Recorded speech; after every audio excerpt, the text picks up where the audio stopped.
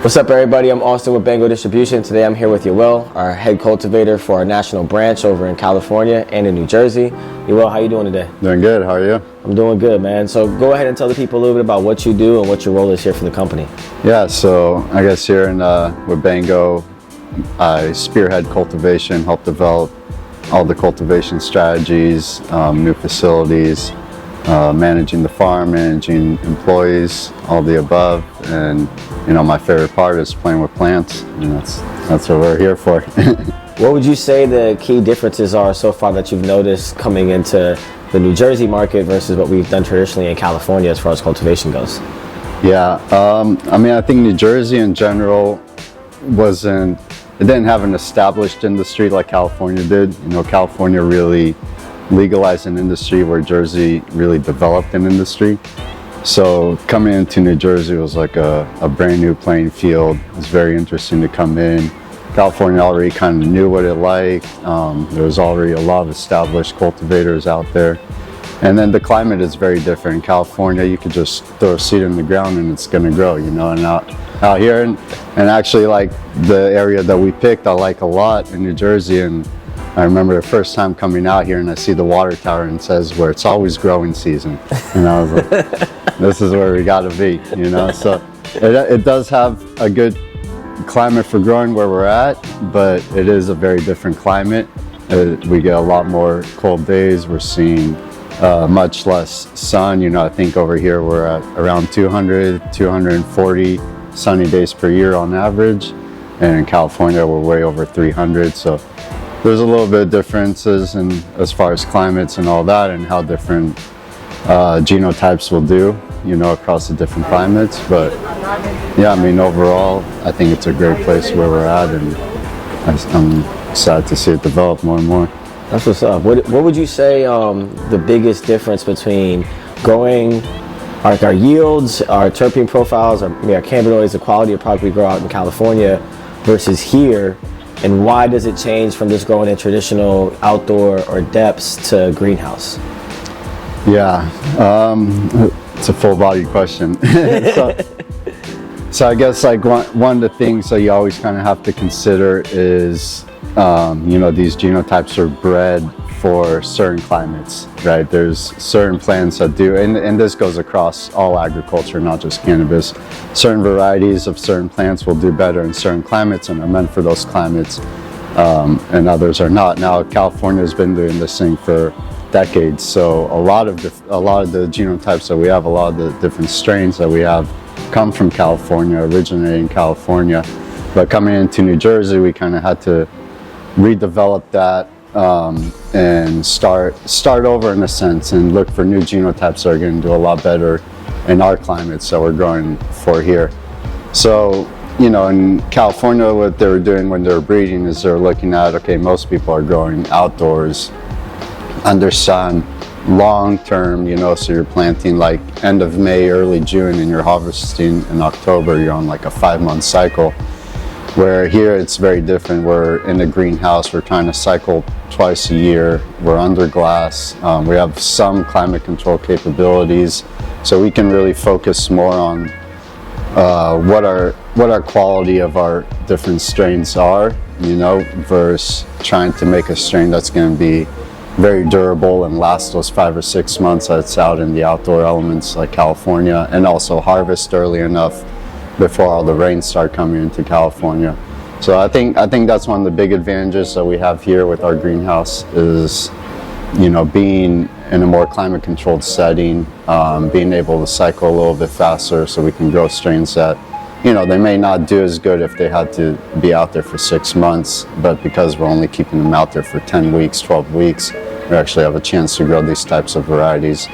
On top of that, I think overall it's we're still kind of learning the right timing. I think that's definitely something we need to learn. One of the things we try to carry here at Bango is to reduce our carbon footprint, obviously. So we're not really looking to exhaust a lot of energy into doing as much climate control as possible in our greenhouse. We're really focused on working with the elements and working with the right season and just kind of supplementing with our climate control. to improve the quality during those right seasons. Otherwise we would just be growing indoors and being a very carbon footprint heavy company. So yeah, I think those are kind of like the key differences. There's a lot that we're learning as far as like our irrigation strategies. Even our plant densities, and that also depends on different strains. So we're still developing. You got always build progress, always try to advance. So got some mad scientists over here at Bango. So with that being said, from this past year, I guess, what have we kind of learned, or what have you guys learned on the cultivation side, as far as what season is right for us to grow next year, and what are our plans to grow next year? Yeah, so I think a lot of what we're seeing is midsummer being inside the greenhouse, using a lot of passive climate control, where we're opening ridge vents, we're using exhaust fans and things like that, but we're not using air conditioners or anything like that to really cool our greenhouse. We put on shade cloths. We're seeing that our strategy should probably be focused towards staying away from the hot summer months of mostly July, August, those summer months when we're flowering, at least, because that heat is what's going to degrade terpene profiles, degrade trichomes, degrade the overall quality of the cannabis. But it is a good time to be vegging our plants.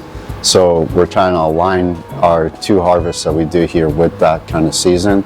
So we're really thinking about, because we have the heating capabilities of the greenhouse, we're able to start our plants a little bit earlier, and we can probably carry it through just towards the beginning of June or so, get our first harvest in, and then it's perfect timing to get back in with new plants, vegging them out during the hot months where they'll do great, and higher humidity and all of that, and then carrying through into cooler months with our flowering.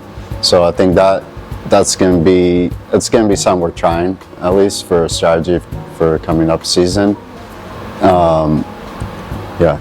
With that, with indoor versus outdoor or greenhouse, how long do you think that period takes to actually study and know your environment? Because with the indoor companies, obviously they can control their environment a lot more, versus on the greenhouse or the outdoor, the depth side.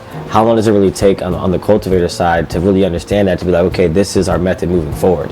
Sure, yeah. So, obviously there's a lot of literature out there. A lot of research has been done.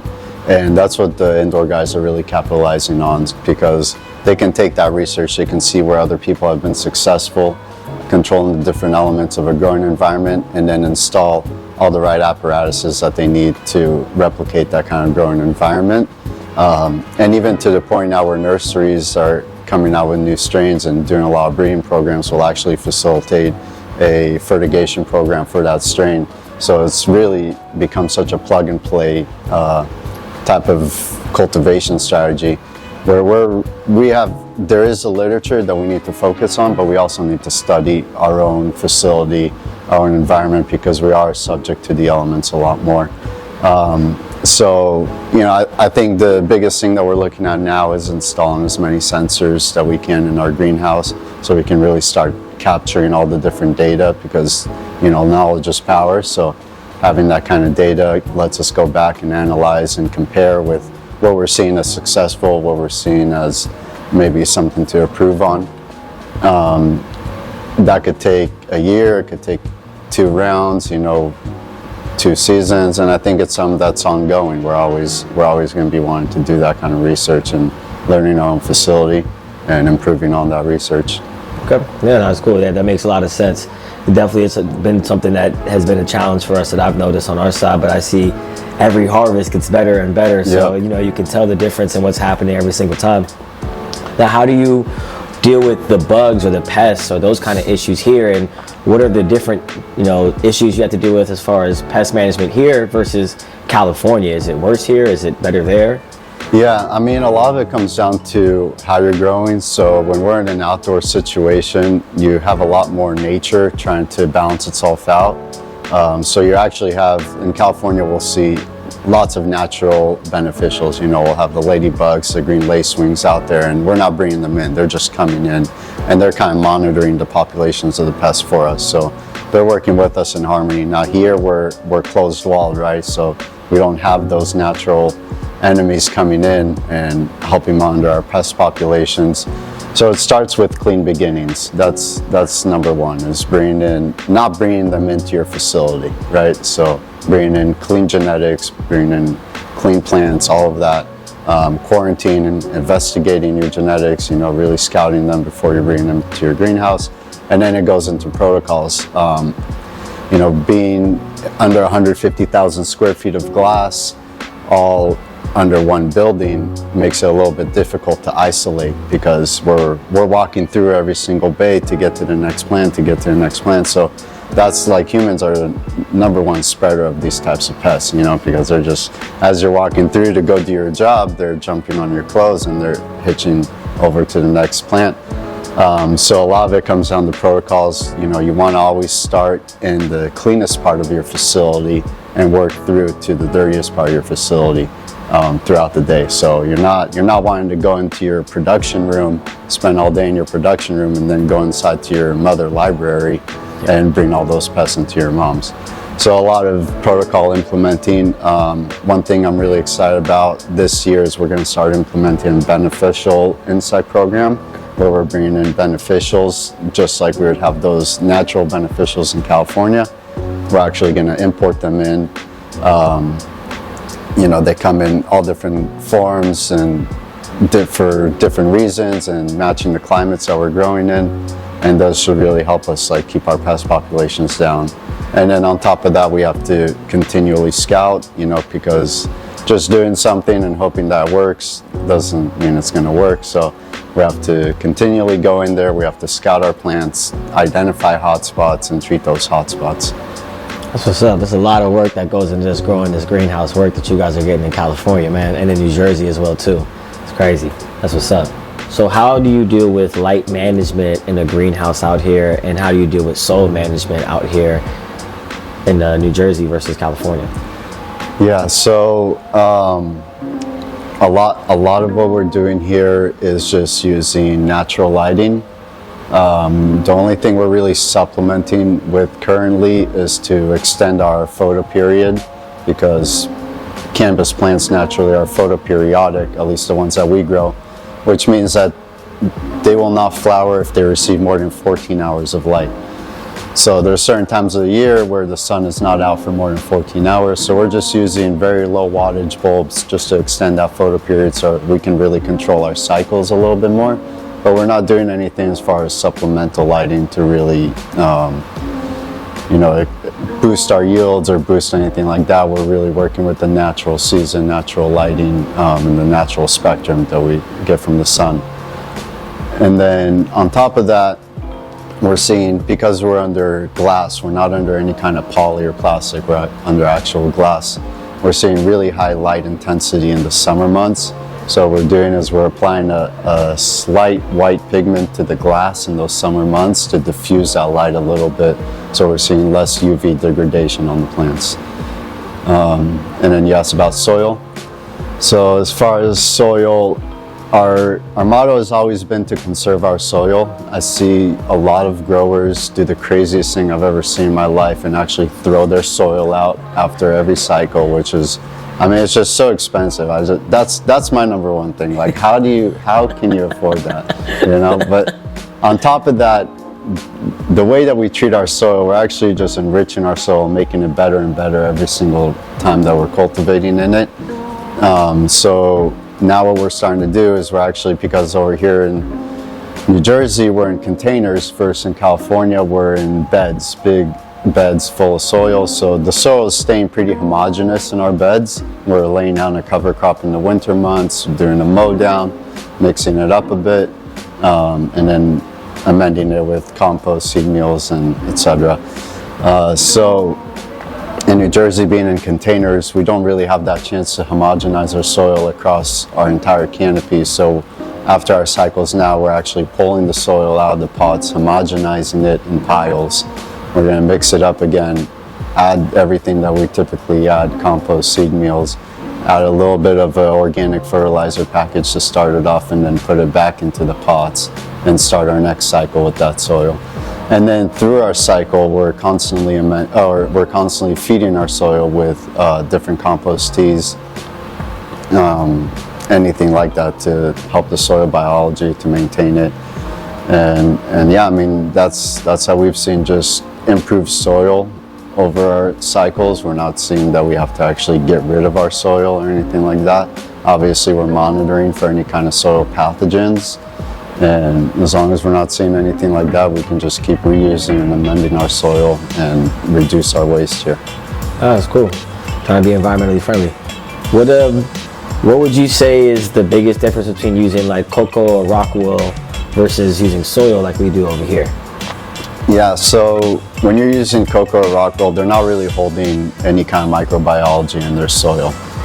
So you're really just, you're forced to feed with synthetic salt nutrients, and you're just flooding that soil with salts. As soon as you're done with your cycle, you gotta get rid of it and start over. What we're able to do is actually introduce microbiology into our soil that helps digest the nutrients that we give our plants, break it down, make it more readily available to the plants. And the plant's able to live symbiotically with that microbiology. And then that way we're preserving our soil over time. And, you know, a lot of people do say that you're going to see a lot better terpene profiles and things like that out of soil. We're starting to see that as well. Yeah, I think those are number one things, you know. Stop tricking your plants. Use real soil, is what he's saying, essentially. What would you say is the major difference between using LED lights and sunlight? And what is the power of the sun and the benefits that we get from that? Yeah, I mean, the sun is much stronger overall. You know, we're at the point where we actually have to diffuse our light. The sun does come with some harmful UV rays, so we do see that, but by diffusing our light, we're able to avoid some of those stuff. With LEDs, I mean, where the technology is nowadays is just crazy. You can really control the spectrum. You can control the spectrum through your light, through your plant cycle. So yeah, it's really gone to the next level. But you know, there's something about that natural effect of the sun, the natural sunlight that we're seeing a lot. I mean, at least when we're going full outdoors under sun, we're seeing, you know, really heavy buds, full body buds. And you can get stuff like that under indoor, but you're limited. You know, there's only a certain amount that you can really push onto your plants. And beyond that, we're also decreasing our carbon footprint by a lot, you know, by just using the sun and not using artificial lighting. So that's a big play for us. It's part of who we are. Now, a big question and a big problem that I have on the sales side is, why is your THC not as high as it should be? When it comes to THC percentage, is that more nature or nurture? It's definitely both. You know, what we're breeding for is genotypes. That's the plant's full potential.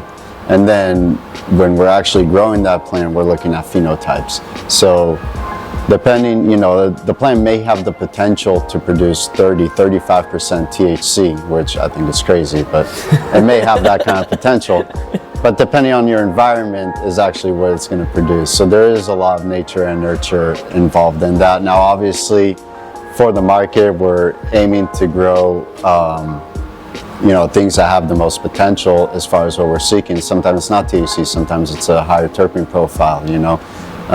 So we're looking for the genotypes that have those types of potential for the product that we're looking to put out to the market. And then we're trying to make the environment as best as it could to bring out the phenotype that's going to produce that. If on average a plant's THC percentage is 22 to say 24%, is it possible to take that same plant and make it a 33%er, or does it only have that potential to hit its max number? It's depending on what its potential is. You know, I mean, nowadays they're doing a lot of crop steering, but that's really just to match what you're actually growing to its full potential. But if it's not in the genetics, it's just never going to get there. Okay, interesting. What would you say your favorite plant is to grow and why? I feel like I know this answer, but what would you say it is and why? It's changed over the years. Yeah, I mean, it definitely used to be the ice cream cake. It was the hardiest plant. Always produced great flower. You know, nowadays it's hard to say. There's so much good stuff out there. So many things that grow really well. You know, obviously as a cultivator, for me, I'm always looking at how vigorous a plant is. You know, and how it handles different pest pressures and things like that. So that's what really excites me about different plants. And you know, when you're buying cannabis at a shop, you're not really seeing that. You're more looking at the quality of the flower. So I think me and the market have our differences there. But overall, yeah, you know, I'm looking for something hardy. I'm looking for something that's going to put off some nice colors in the buds. Obviously, I still like to see quality flower come off. Yeah, I'm not sure that I have a favorite genetic right now, to be honest. There's a lot of good stuff out there right now. The breeding's just come to a next level with what people have been doing in the past couple of years. I mean, you kind of hinted on like the market having a different opinion than yourselves. Do you feel like the market, in a sense, sometimes ruins certain genetics? Because, you know, I come back to you as the sales rep and sales manager, and I'm like, hey, this isn't selling. We know it's good, but it's not selling because of X, Y, and Z. Do you think that there's a process there that's kind of killing certain genetics and quality over time? It depends on the market you're in. You know, in California, yeah, 100%. The stuff people are chasing, you know, with the candies, essentially, they're not hardy plants. They don't do great in our growing environments, but you're forced to grow it because it's for the market. And what I'm seeing here in New Jersey is, you know, you're coming to me and telling me that sativas are doing really well. Yeah, and they are. And those are hardy plants, you know, those are actually enjoyable to grow. They grow vigorously, they grow for a long time, they produce beautiful flowers. So yeah, you know, obviously it's going to depend on the market. I think, you know, at the end of the day, we're growing for a market. So it is important to align what we're growing with what the market demands.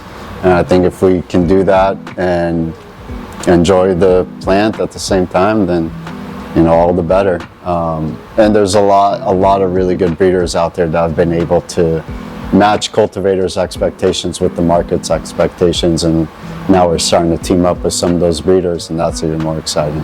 Now I'm very excited to see what we have coming up next. And you know me, every single harvest, I keep on telling people it's getting better and better. But this winter harvest is phenomenal. I mean, I cannot believe the colors that we're seeing, some of the aromas that we're getting.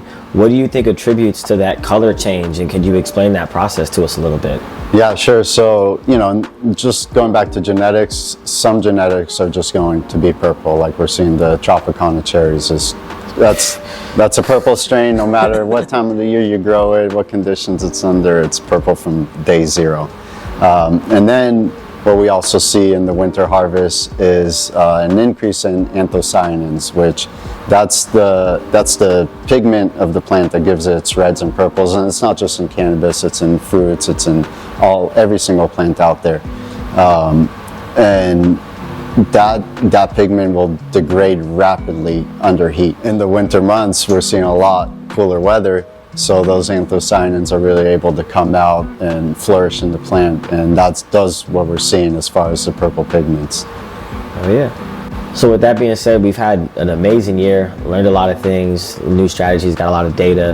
What are you looking most forward to this next coming year, and what technologies are you ready to implement into our grow? Yeah, you know, I think I'm really looking forward to collecting data from our greenhouse and really understanding our greenhouse and learning how to improve our cultivation environment within that greenhouse. Additionally, we're going to be being in container plants. We're really seeing the opportunity to do a little bit more crop steering as far as our fertigation schedule. So we're going to be changing up our whole fertigation system to be able to have that a little bit more controlled. And additionally, in the future, what we're starting to look at is adding some supplemental lighting, possibly even some under canopy lighting. So very, very excited about that. A little bit more cooling capabilities in our greenhouse, so we can possibly even pull 3 rounds a year, keep bringing that good flower to the New Jersey market. Now, very, very exciting stuff overall. You know, I think every year gives us a chance to improve. It seems like out here the consumer is behind us. They want to see us out there more, and that definitely helps us out. So yeah, very excited. No, it is very exciting. And you touched on something I know a lot of people actually don't know about in the New Jersey market. Not a lot of people are doing it. Can you explain what crop steering is and why it's so beneficial? Yeah, so I mean, essentially what crop steering is combining all of your environmental controls and your fertigation program to really push the plant to its max, and even to the point where you're stressing it at certain times and relieving it of stress at other times using those different types of controls. And that way you're really able to express the full potential of the genotype that you're growing, like we talked about earlier, and really push it to another level. And we're seeing that a lot happening indoors nowadays. That's why the indoor guys are really pulling crazy yields. I mean, out of this world yields from what we used to do back in the day. But I think we really have the potential to implement that here with the way that we're set up. So looking a lot more into that. And it takes systems, it takes development, it takes progressing. And the literature is not really exactly there yet either. I mean, everyone I talk to has a different method of what they're doing. And, I think the overall goal is really to do everything specific to the strain, so it's really you're pushing this strain differently than you're pushing that strain. You're not just growing one way across the entire greenhouse. So that's really exciting stuff, really catering to different strains that we have out here. I'm excited for it, man. I'm excited for this next harvest. I'm excited for everything that we're doing. I appreciate you so much. Every time we talk, your knowledge, I learn new things all the time. Of course, me I'm too. excited Every to day. do more of this, man. Yeah, I mean, I feel like that's where we're all at, right? Yeah, it's all exactly. Every single day we have to get better. So I definitely am excited to do more of this with you as well too. Bring more of this content to the New Jersey market and teach people about cultivation. Of course, and very grateful for the New Jersey market. I mean, it's done great for us, and great to have a strong, loyal consumer base. So very happy about that. For the culture. Okay, yeah, all right, cool. I'm just gonna start over this because I did the whole thing. All right, cool. What's up, everybody? How you doing? I'm Austin. Yeah. All right, one more time, bro. Tell everybody a little bit about yourself and kind of what you do here for us. Man, we're gonna.